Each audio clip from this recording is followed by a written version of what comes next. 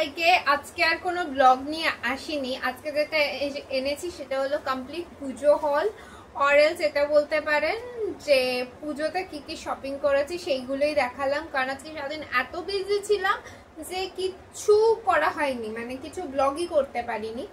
So আজকে পুজোতে কি কি শপিং হয়েছে সেইগুলো দেখাচ্ছি। কালকের একটুখানি ভিডিও করেছিলাম সেটা দেখাচ্ছি, তারপরে আজকেরটা দেখাচ্ছি। চলুন।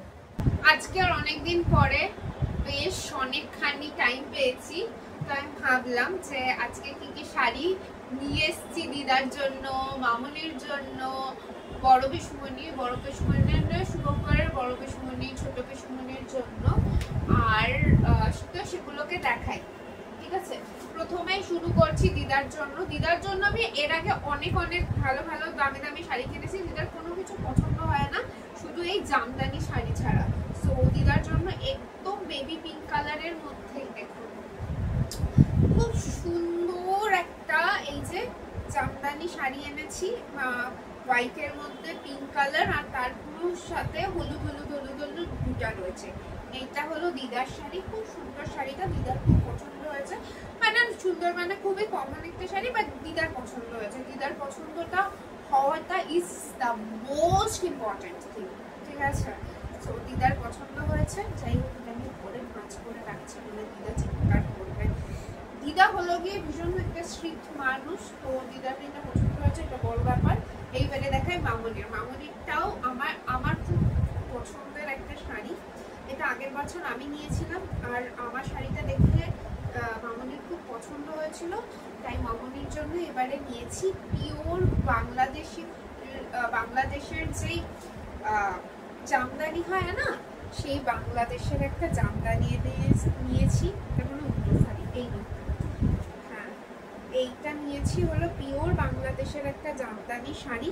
এটা মামনির জন্য। এটা পুরোটা কাজ করা নেই, শুধু আঁচলটুকু কাজ করা, পিঙ্ক কালার, হোয়াইট কালার আর ইয়েলো কালারের মধ্যে। সো এইটা হলো মামনির শাড়ি, দুটোই জামদানি নিয়েছি দুজনের জন্য। এইবারে দেখাই ছোট পিসমণি বা বড় পিসমণি, যেটা পছন্দ হবে তাদের একটা শাড়ি। এই একটা শাড়ি হচ্ছে গিয়ে যেটা, এটা হলো গিয়ে সফট সিল্কের উপরে যাচ্ছে। এই শাড়িটা দেখুন কি সুন্দর দেখতে, শাড়িটা খুব দারুণ দেখতে একটা শাড়ি। মানে এরকম রানী বেগুনি কালার আর গ্রিন কালারের মধ্যে পুরোটা যাচ্ছে, আর এর মধ্যে দেখুন একদম গোল্ডেন কালারের কাজ, আর তার মধ্যে এই অরেঞ্জ কালারের কাজ রয়েছে। খুব সুন্দর দেখতে এই শাড়িটা। আর এই শাড়িটা হচ্ছে গিয়ে মনে হয় বড় পিসমণির জন্য হবে, ওটা ছোট পিসমণির জন্য ছিল। তো এই শাড়িটা হচ্ছে গিয়ে বড় পিসমণির। এটা খুব সুন্দর শাড়িটা, দেখুন একদম নরম একটা শাড়ি, একটু রাস্টিক গ্রিন কালারের মধ্যে। আর এটাতেও কিন্তু এরকম আর কি প্রথমে গোল্ডেন বুটা গেছে, তার মধ্যে এরকম কমলা বুটা গেছে, আর এইরকম একটা সুন্দর আঁচল যাচ্ছে। এত সফট একটা শাড়ি না, মানে কি বলবো, খুব একটা চকচকে না, বাট ডিসেন্ট দেখতে শাড়িটা। এটা হলো বড় পিসমণির শাড়ি। বুলু পিসি কিছু শাড়ি কিনেছে, সেটাও দেখাই। বুলু পিসি মা হচ্ছে গিয়ে বুলু পিসির বৌমার জন্য শাড়ি কিনেছে। এই যে বুলু পিসির শাড়ি, কি দারুণ দেখতে না শাড়িটা, একদম গোল্ডেন কালার, মানে অ্যাশ কালার আর রেড কালারের কম্বিনেশনে পাতা পাতা বুটা রয়েছে, আর পাটটা ভীষণ সুন্দর। এটা বুলু পিসির খুব পছন্দ হয়েছে। এই শাড়িটা বুলু পিসি নিয়েছে। আর একটা শাড়ি বুলু পিসি নিয়েছে, সেটাও দেখায়। এটা আমার আবার খুব পছন্দ হয়েছে, যেটা আমি বলেছি আমাকেও একবার করতে দিও। So this is the sari.